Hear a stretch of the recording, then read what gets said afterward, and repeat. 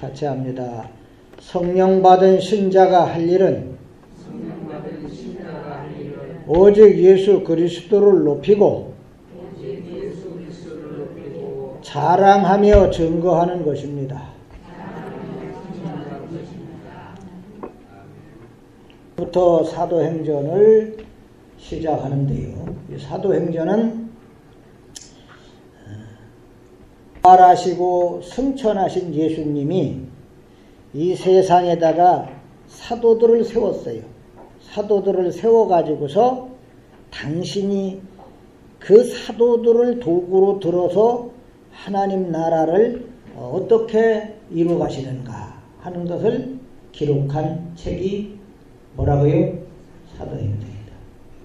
그러니까 예수님은 비록 하늘로 가셨지만 하늘로 간 것으로 예수님 시대가 끝난 게 아니다 그 말이에요. 예수님 하는 일은 이제 닫고 사도들이 이제는 뒤를 이어간다? 그게 아니라 이 말이에요. 사도들을 세워서 예수님의 시대가 계속해서 이어져 가고 있다고 하는 걸 보여주는 게 뭐라고요? 사도행전이다. 그러니까 엄밀히 말해서 사도행전에서의 사도들의 활약이 많이 나오는데 사도들이 이런 일들을 많이 했다는 얘기들이 나오는데 그것은 그 사람들이 그 나름대로 무슨 특별한 일을 했다는 얘기를 하는 게 아니라 바로 예수님은 그들을 도구로 들어 쓴 거예요.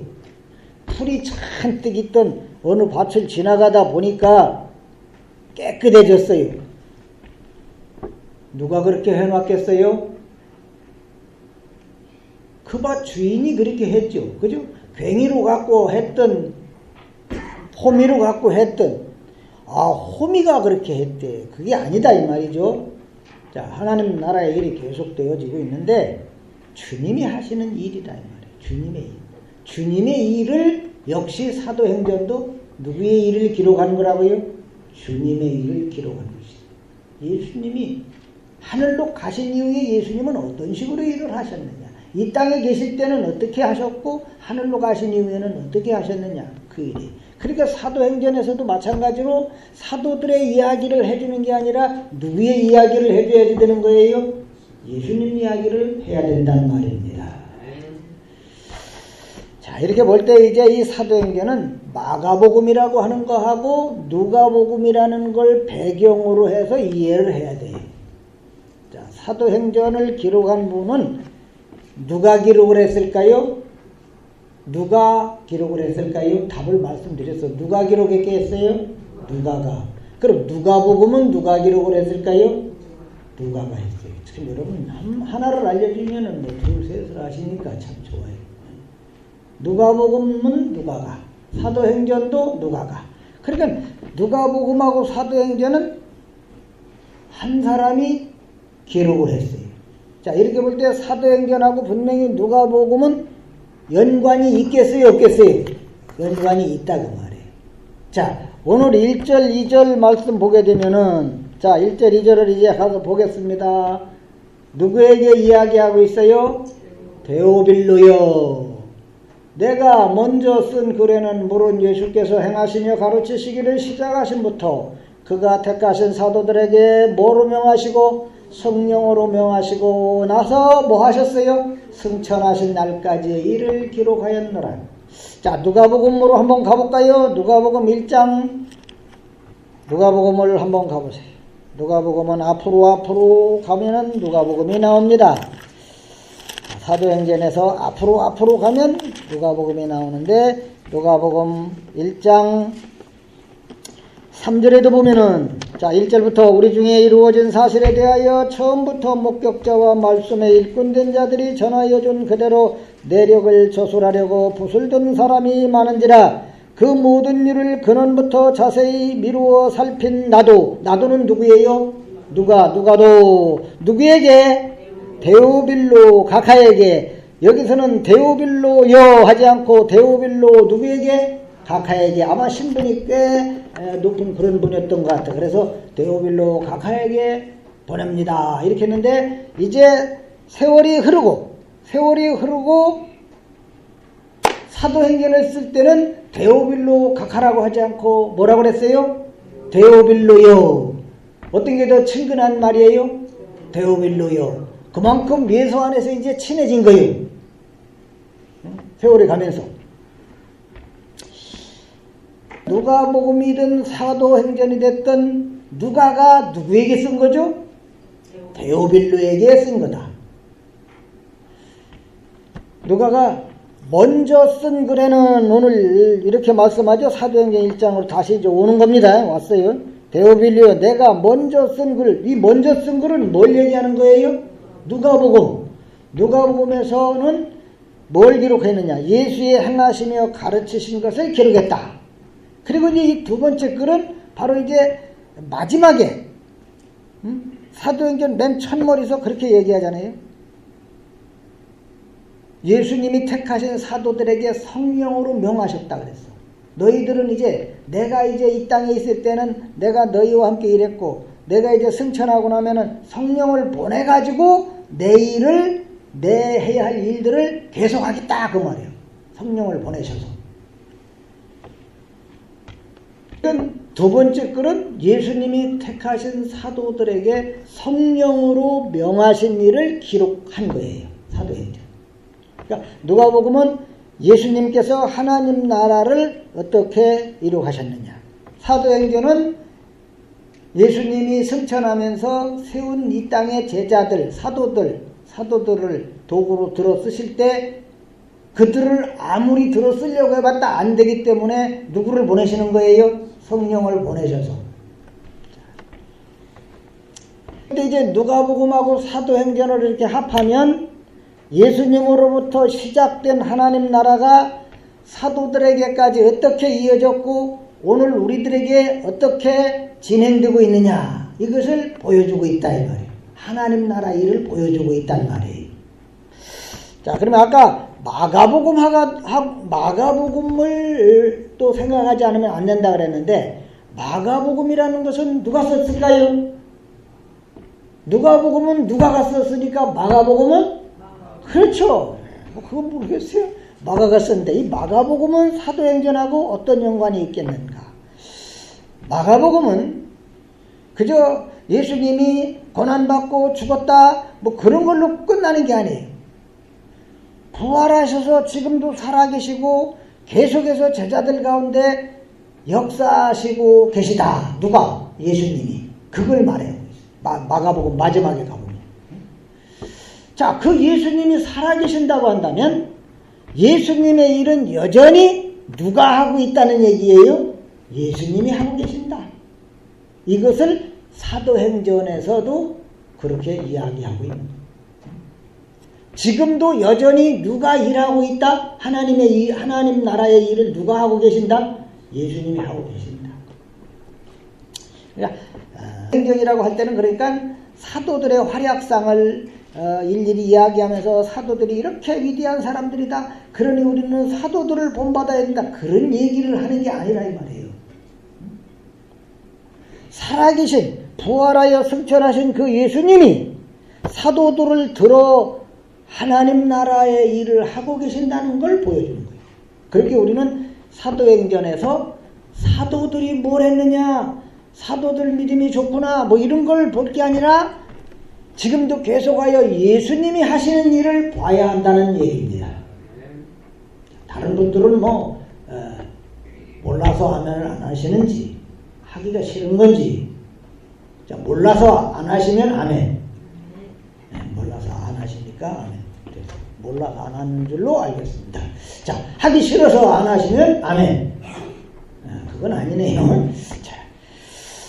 자, 마가복음에서는 예수님이 십자가에서 죽으시고 부활하셨다.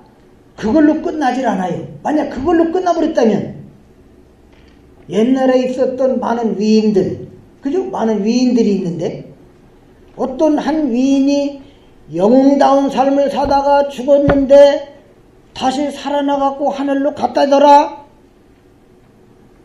그런 식으로 끝나고 마는 게 아니다 이 말이에요. 우리는 되게 이제 생각을 할 때 부활이라고 하는 걸로 예수님의 이야기가 다 끝나고 완성이 됐다. 이렇게 생각하기가 쉬워요. 하지만 예수님의 이야기는 말이죠. 부활하시고 승천하신 예수님이 지금도 살아서 일하고 계신다라고 하는 것을 알아야 합니다. 자, 마가복음 16장 맨 마지막 그냥 안 찾아도 되겠어요. 마가복음 16장 마지막 보면은 20절에 보면 그랬어요. 제자들이 나가 두루 전파할 때 예수님이 그때는 이미 벌써 이제 십자가에 죽으셨다가 부활하신 후입니다. 그리고 주님이 승천하신 거예요. 근데 제자들이 이제는 나가갖고 뭐를 하느냐면 이제 예수 그리스도를 전하는 거예요. 두루 전파할 때 주께서 함께 역사하사, 누가 함께 일을 하사? 주님이 함께 일을 하사 그 따르는 표적으로 말씀을 확실히 증언하시니라. 제자들이 무슨 능력이 있어서 표적을 행하고 한 게 아니라 주님이 함께하여 표적들이 일어나게 했다. 그 말이에요. 근데 이제 요걸로만 놓고 보면은 아무래도 마가복음이라는 이 한 권의 성경이 끝나는 마지막이라고 보기가 참 그래요. 마가는 부활하신 주님이 함께 하시는 삶을 살고 있다고, 함께 하시는 삶을 지금도 살고 계신다고 말하면서 마가복음을 끝냈어요. 그래서 이제 주님은 그럼 어떤 식으로 그러면 그렇게 이제 일을 하고 계시는가? 하나님 나라의 일을 주님은 어떤 식으로 하고 있느냐? 이것을 드러내 보여주는 게 사도행전이라 이 말이에요. 자, 요런 의미에서 마가복음하고 사도행전이 연결이 되는 것이다라는 얘기입니다. 어찌 보면 제가 괜히 어려운 얘기 안 해도 될 얘기를 하고 있는 것 같아요. 그러나 들을 수 있는 분들을 위해서 말씀을 드리는 겁니다. 자, 이제 이렇게 볼 때 이제 이 믿음이라고 하는 거, 이 믿음이라는 것은 내가 한번 믿었다는 것으로 다 끝난 게 아니다 이 말이에요. 믿음이라는 것은 같이 합시다. 시작이다. 자, 믿음이 왜 시작이냐? 믿음으로 구원 얻었으면 그것으로 믿음의 목적이 다 이루어진 거냐? 그건 우리들의 생각일 뿐이에요. 아, 내가 이제 예수 믿었으니까 믿음의 목적은 구원이라고 하면 구원이 이제 다 이루어졌으니까 끝났다. 자, 우리는 왜 나를 예수 믿게 해주셨을까? 내가 믿고 싶어서 믿는 게 아니라 하나님이 믿게 해주셨다고 말해요. 그러니까 믿게 해주신 하나님의 뜻, 그것을 생각해야지 된다는 얘기예요. 이해가 되시면 아멘.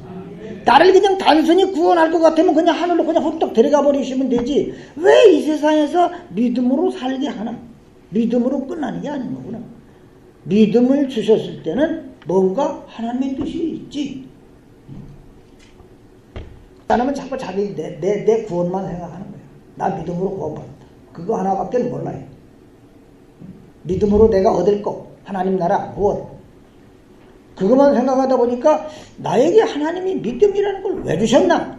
그 뜻을 자꾸 외면하게 되는 거예요. 자, 예수님이 부활하시고서 제자들에게 나타나갖고 며칠 동안 함께 하셨다고 그랬죠? 예?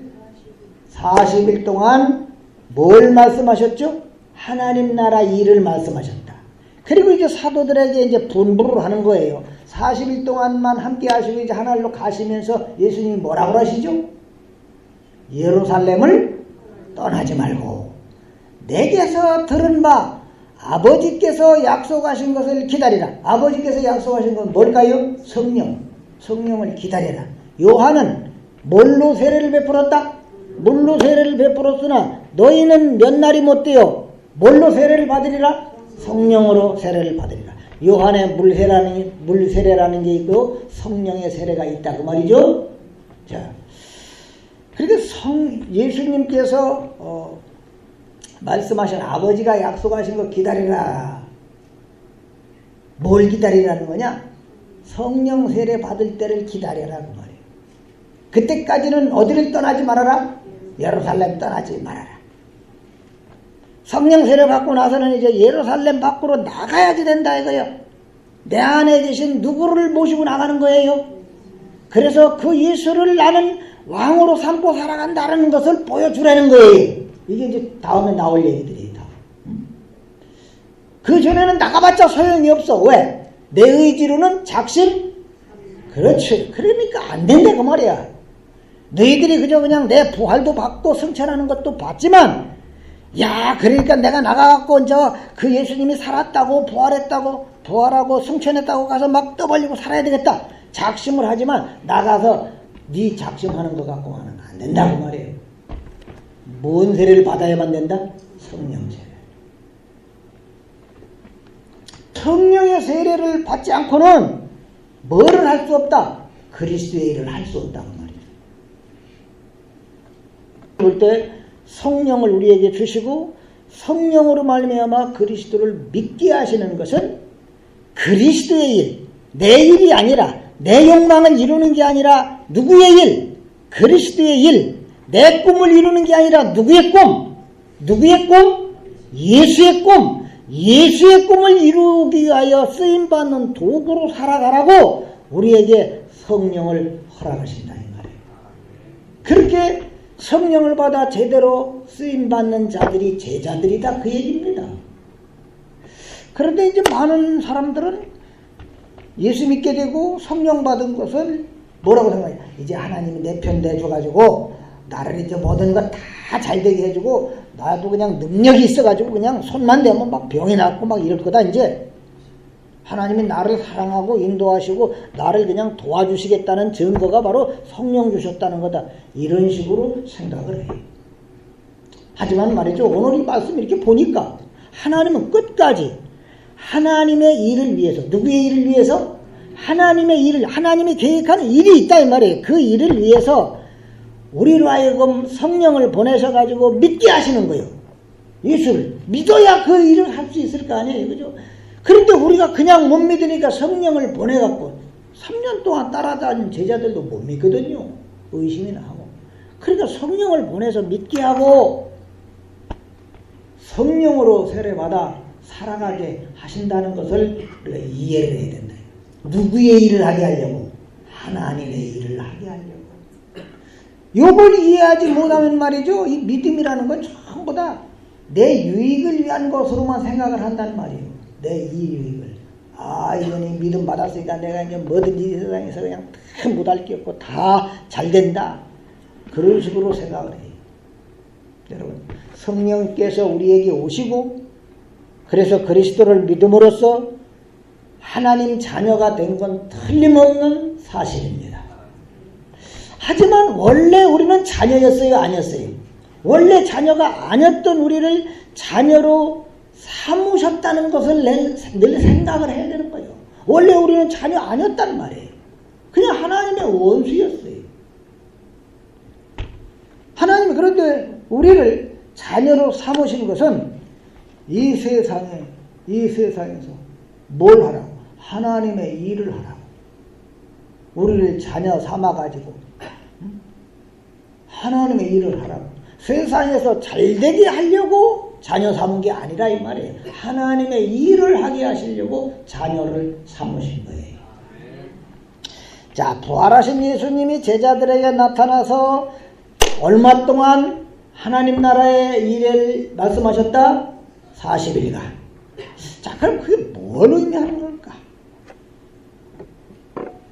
제자들에게 나타나갖고 40일씩이나 같이 계시면서 하나님 나라에 대하여 말씀하실 필요가 뭐였을까? 왜 그랬을까? 그냥 제자들을 하나님 나라로 데려가기 위함이었을까? 그렇다고 한다면 그냥 데려가면 되는 거예요. 그죠? 뭐 40일 동안 같이 있고 말고 할 거 없이 그냥 데려가시면 되는데 뭐 때문에 하나님 나라 일에 대해서 말씀을 하신 것일까?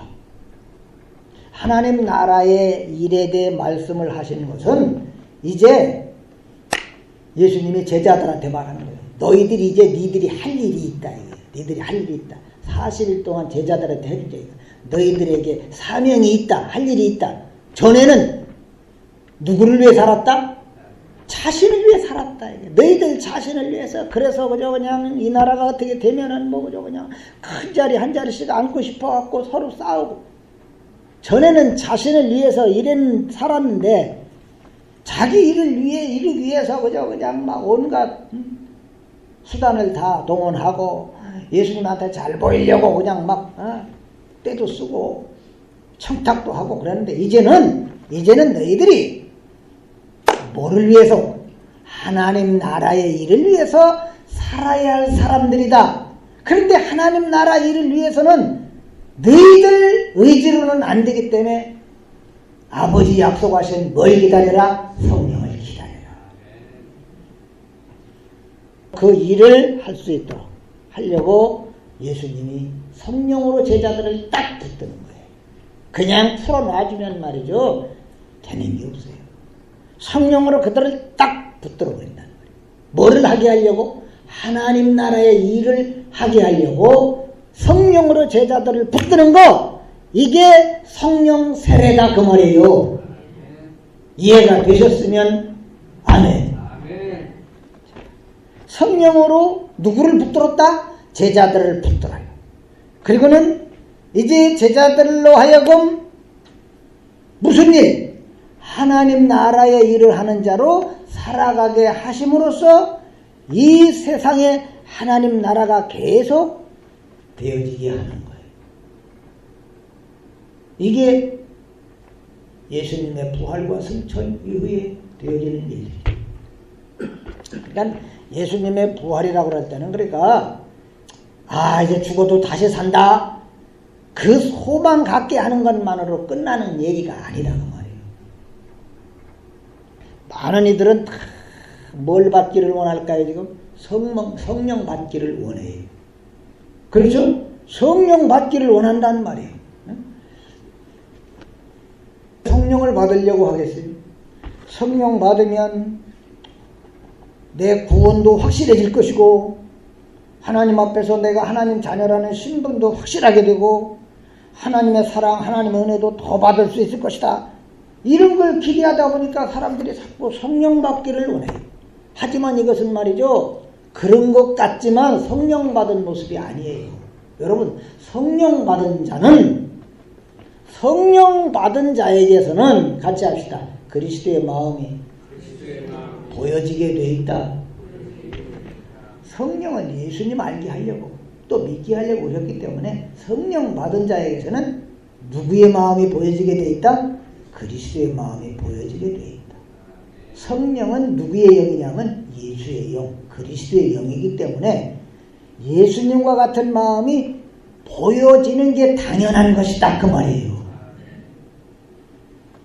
예수님께서 부활하신 후에 제자들에게 나타나갖고 하나님 나라의 일에 대해서 이렇게 가르쳤다고 한다면, 이제 성령 받은 사람은 바로 그 예수님의 마음대로, 예수님의 그 마음대로 하나님 나라에 대한 관심을 가지게 되는 거예요. 전에는 세상 나라였단 말이에요. 세상 나라. 이제 뒤에 가면 나와요. 제자들이 예수님이 그렇게 말씀해 주셔도 뭐가 뭔지를 잘 모르니까 어떻게 하면 우리나라가 빨리 해방이 되고 자유롭게 살 수 있을까, 그 생각밖에는 못한다는 말이에요. 그런데 이제 그들에게 성령이 임하게 되면 예수님의 그 마음대로 하나님 나라에 대한 관심을 가지게 되는 거예요. 그리고는 이 세상에, 주님도 모르고 하나님도 모르는 이 세상에 하나님 나라를 알게 하기 위해서 살아가는데 마음을 두게 되는 거예요. 이게 뭐 받은 사람의 모습이다? 성령 세례 받은 사람의 모습이다. 5절에서 성령으로 세례를 받을 것이다 라고 이렇게 말씀을 하는데, 무슨 성령 세례 받으면 그냥 막 머리가 뜨끈뜨끈해지고 손이 막 불이 막 확확 나오고 무슨 신비한 능력이 막 나타나고 그런 걸 얘기하는 게 아니에요. 그리스도의 마음으로 그리스도께서 원하시는 삶을 살아가도록 하겠다는 얘기예요. 성령 세례. 이렇게 성령으로 세례 받은 사람이 예수님에게 붙들린 인생이 되는 거예요. 그러니까 성령 세례 받은 사람들은 자기 인생에 관심이 있는 게 아니라 예수님 인생에 이제는 관심을 쏟게 되고, 예수님이 가신 길에서 예수님 증거하는 인생으로 뒤바뀐 사람이 성령 세례 받은 사람이다 그 말이에요. 자, 이렇게 볼 때 우리는 정말 얼마나 아직도 나밖에 모르는 사람으로 사냐고 말이에요. 나밖에 모르는 사람. 예수를 찾아도 나를 위해서 찾고 있잖아. 그래서 그냥 보편적으로 하는 얘기 중에도 뭐 남위에서요 너 잘 되라고 하는 거지, 나 잘 되려고 예수 믿지? 여러분 아직도 그거는 모르는 얘기예요. 우리는 내가 어찌되든 주님이 잘 돼야 되고 주님이 높아져야 되고 주님이 영광을 받으셔야 되는 거예요. 여러분 예수님 보세요. 예수님이 세례를 받으셨나요? 안 받으셨나요? 예수님이 물세례 받으셨어요? 안 받으셨어요? 받았어요. 누구한테?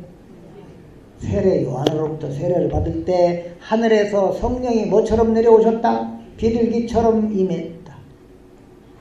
그러니까 예수님도 역시 누가 함께하는 인생을 사신 거예요? 몸을 가지고 있는 동안 성령이 함께 하시는. 그렇기 때문에 성령 받은 오늘 신자들도 마찬가지인 거예요. 저 여기 보시고요.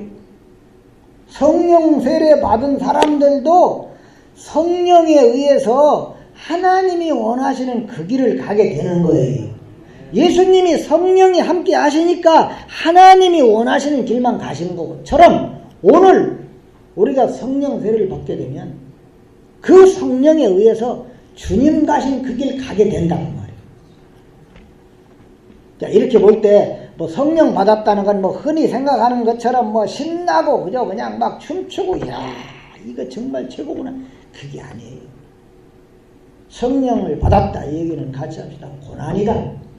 이제 고난이 시작되는 거예요. 이제. 하지만 여러분 잠시의 고난 후에는 말이죠, 비교할 수 없는 뭐가 기다리고 있다? 영원한 영광이 기다린다. 아멘입니까? 성령으로 사시다가 가신 예수님 어디로 가셨어요? 더 고난스러운 곳으로 가셨어요? 예수님이 이 땅에 오셔서 성령으로 사시는 삶은 전부 고난의 삶이었단 말이에요. 성령이 함께 하시는 삶은 예수님의 삶 뭐였어요? 다 십자가까지 지고 무덤까지 들어가는 고난의 삶을 사셨지만 마지막은 어디였어요? 하나님 나라 하늘로 가셨단 말이에요. 마찬가지예요. 오늘 성령으로 사는 신자들의 삶은 고달플지라도 마지막은 하늘입니다. 이게 신자의 소망이다 이 말이에요. 그러니까 성령의 증거는 성령 받은 증거, 성령 세례 받았다 다 마찬가지 얘기인데 성령의 증거는 말이죠 무슨 신비한 현상이 아닌 거예요. 무슨 이상한 거로 생각하면 안 됩니다. 뭐 방언하는 것도 아니고요, 마음이 막 뜨거워지는 것도 아니고요. 성령의 증거는 뭐냐? 같이 합시다. 관심이 달라지는 것이다. 뭐가 달라지는 거예요? 전에는 관심이 세상밖에 없었어요. 야, 살아볼 만한 세상이네. 아이고 세상 좋아졌어요. 세상에만 관심을 두게 됐어요. 그런데 성령을 받고 나니 관심이 하나님 나라로 바뀌어져 버렸다는 말이에요. 내일밖에 몰랐어. 내일. 그런데 성령 받게 되니 하나님의 일에 마음을 두게 된다 그 말이에요. 내가 가야 할 길을 이제 내 마음대로 막 정하고 살았어요. 내가 가고 싶은 길 내 마음대로 막 가려고 발버둥 쳤어요. 그런데 이제 성령이 임하게 되니까 예수님 가신 길이 십자가의 길이고 가시밭 길로 보이는데도 불구하고 그 길을 말이죠 좋다고 찬송하면서 가게 되는 거예요. 이게 성령 받은 신자의 모습인 거예요. 믿어주시면 안 해? 성령께서는 역사하고 계시거든요. 우리 가운데. 말이죠. 나를 좀 드러내고 싶고 나를 좀 내세우고 싶고 나를 자랑하시고 싶고 막 그랬는데 성령 세례를 받고 나니까 이제는 나 같은 게 별게 아니더란 말이요.